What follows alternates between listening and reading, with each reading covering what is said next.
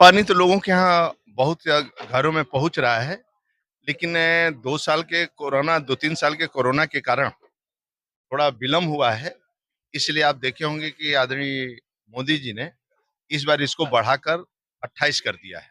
यानी 28 तक हम सभी घरों में पानी, लेकिन बुंदेलखंड में तो अभी पहुंच जाएगा। लगभग लगभग हमारी परियोजनाएं यहाँ पूर्ण हो रही हैं सभी, और पानी मिल जाएगा। दूसरा, लघु सिंचाई के माध्यम से भी, बाकी भी सिंचाई के माध्यम से इस बार किसी को पानी रबी में कम नहीं पड़ने दिया गया।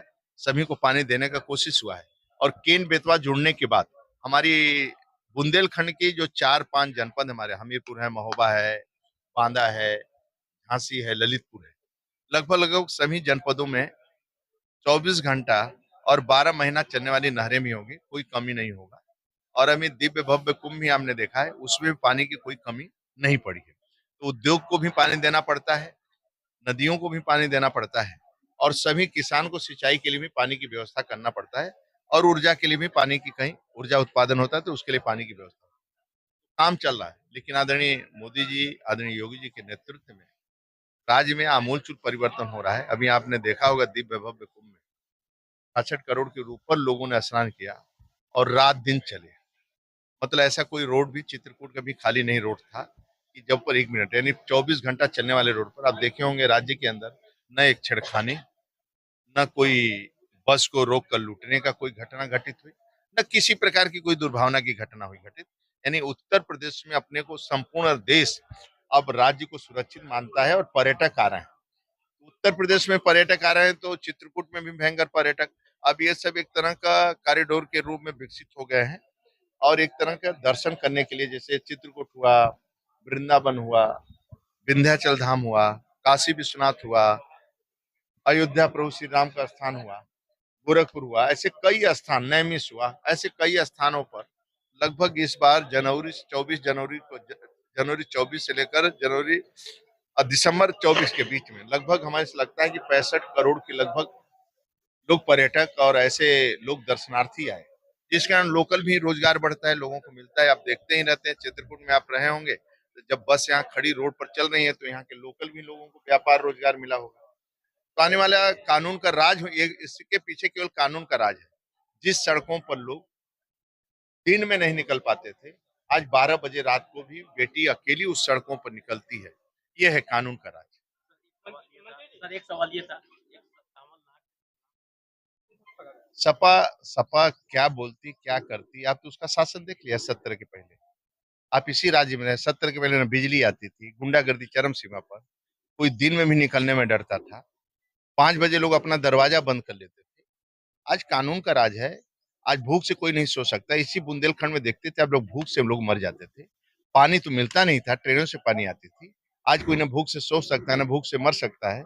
आप रोडों का कनेक्टिविटी देख रहे हैं, एयरपोर्ट कनेक्टिविटी देख रहे हैं, ट्रेनों का कनेक्टिविटी देख रहे हैं। आज सड़कों का जाल है।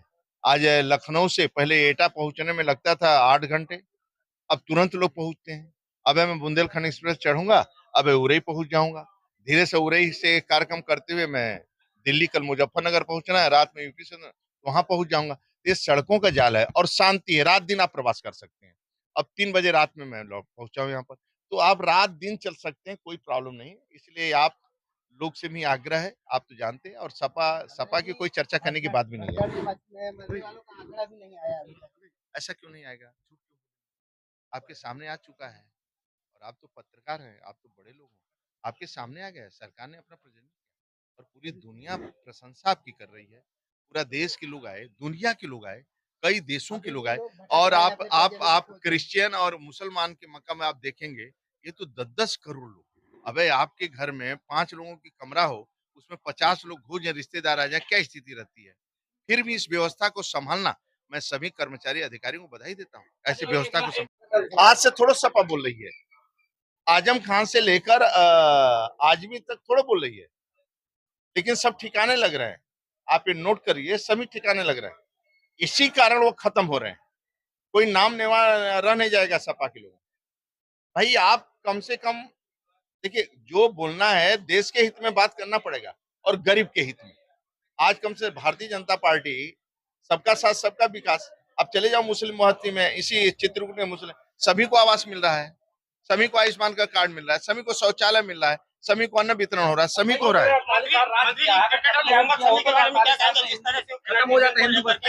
सर रमजान का पहला जुमा है, रेंज जोन में किस तरीके से सुरक्षा व्यवस्था है, किस तरीके से सोशल मीडिया पे निगरानी रखी है?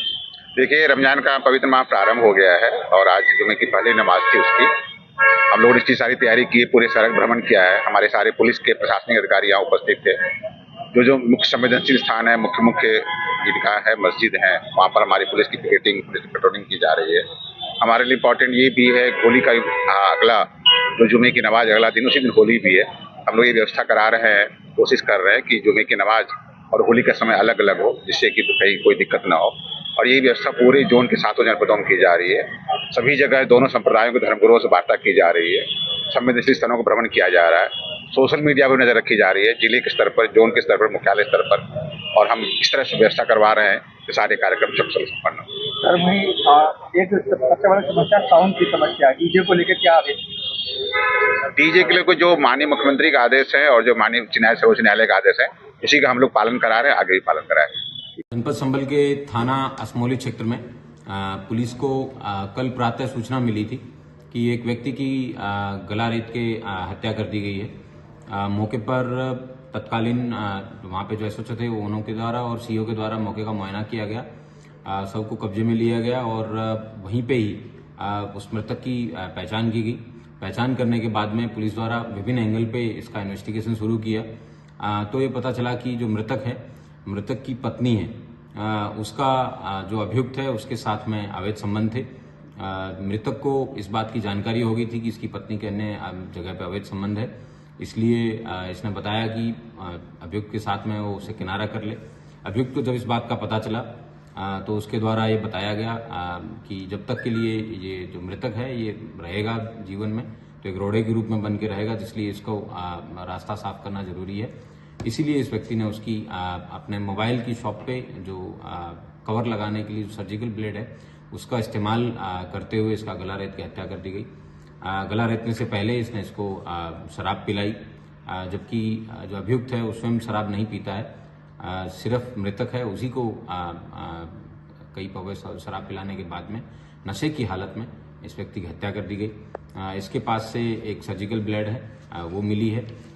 हत्या के समय जो रक्त रंजित कपड़े हैं उनकी भी पुलिस के द्वारा उनको बरामद किया गया है और सभी आला कत्ल और जो इम्पोर्टेंट एविडेंस है इन सबको बरामद कर पुलिस द्वारा अभियुक्त को गिरफ्तार कर लिया गया है और इसको जेल भेजा जा रहा है। यह भी उल्लेखनीय है कि हत्या के इस प्रयास में अभियुक्त स्वयं के भी हाथ में कट आया है, उसका भी मेडिकल करवा के जल्द ही इसमें माननीय न्यायालय में पैरवी करके अभियुक्त को सजा भी दिलाई जाएगी। Thank you. गुरुजी आईआईटी बाबा भी उनको जेल मिली थी, किस तरीके से देखते हैं लगातार दिमाग में? देखिए, अगर कोई पागल अपने आप को बाबा कहने लगे या मीडिया उसे बाबा बताने लगे, ऐसे गंजेड़ी नशेड़ी सब ये बाबा कहाँ से आए? ये तो बदमाश हैं। आप लोग इनको पता नहीं क्यों महत्व देते हैं। सनातन की एक परंपरा है?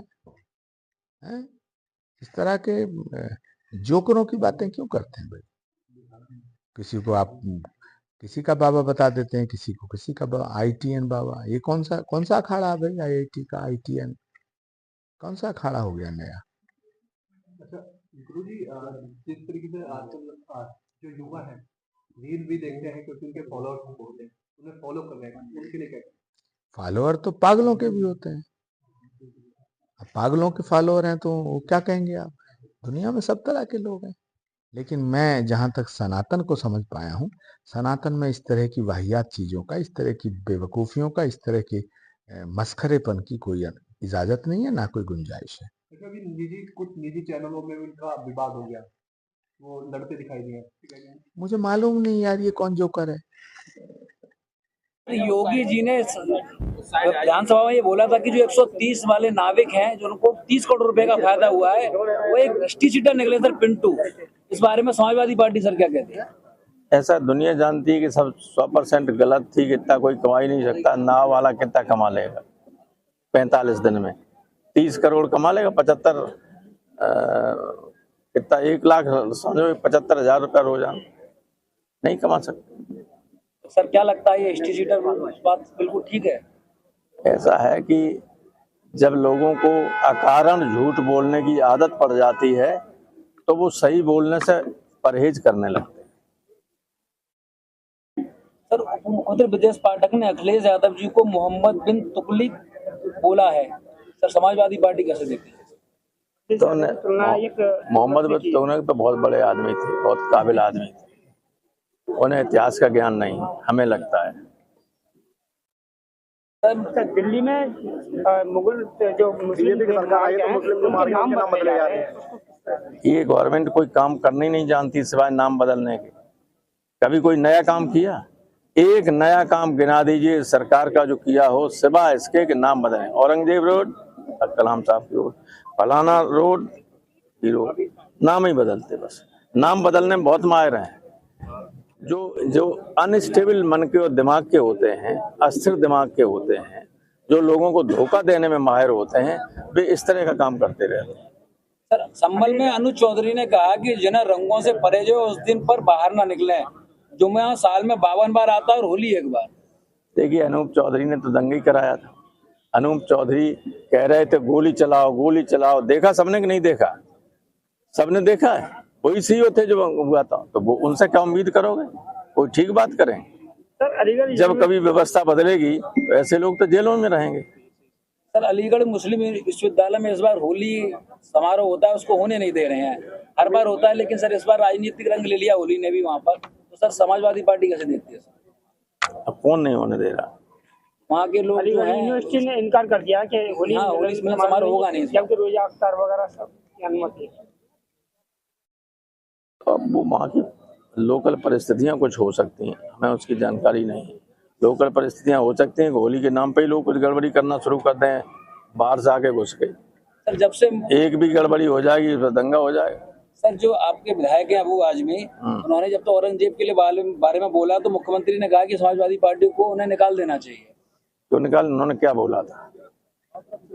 जो बोला सो सही नहीं, जो आप लोगों ने मीडिया ने सही नहीं दिखाया। उन्होंने कहा औरंगजेब के बारे में ये भी है, उन्होंने ये कहा कि मंदिर नहीं तोड़े। औरंगजेब ने तो सबसे ज्यादा मंदिर तोड़े, लेकिन औरंगजेब ने कुछ मंदिर के लिए पैसा भी दिया। अध्यक्ष एक गवर्नर थे वहाँ के, क्या नाम, उड़ीसा के, पांडे जी, उन्होंने इलाहाबाद में एक मुकदमा चल रहा था, तो पुराना रिकॉर्ड निकला तो वो अरबी में था, तो जब उसका ट्रांसलेशन कराया गया तो पता चला कि इस मंदिर को इतना पैसा, इस मंदिर को इतना पैसा, इस मंदिर को इतना पैसा औरंगजेब ने दिया। लेकिन समय ऐसा है इस वक्त इस तरह के बयान देने ही नहीं चाहिए। सर लंदन में विदेश मंत्री एस जयशंकर की सुरक्षा में भारी चूक हुई है और वहाँ के प्रशासन के सामने भारत का अपमान हुआ है, तिरंगा फाड़ा गया। सर जब हमारे देश ने अमेरिका के सामने सरेंडर जैसा कर दिया है तो ये क्या अपमान है? हमारे लोगों को जंजीरों में बांध के लाया गया और वो छोटा सा देश था, उसने कहा कि हम वापस कर दिया, विमान नहीं उतरने देंगे, अपने विमान चलाएंगे। तो ये तो पता ही नहीं चाहता किस तरह की गवर्नमेंट है। सर इंडिया क्रिकेट टीम के बेस्ट बॉलर मोहम्मद शमी को रोजा रखने पर मुस्लिम जमात में अध्यक्ष मौलाना असदुद्दीन ने अपराधी बताया। कुछ लोग सिरफिरे होते हैं जो इस तरह की बात करते, पूरे मुस्लिम समाज से ये बात मत करिए, कर रहे हैं। कोई मुस्लिम समाज ऐसा नहीं कर रहा। तो मुख्यमंत्री योगी आदित्यनाथ ने कहा अबू आजमी को यूपी भेज दिया, तो हम उसका इलाज कर देंगे। तो इनको कहीं और भेज दिया जाए, लोग इनका इलाज कर दें। हम क्या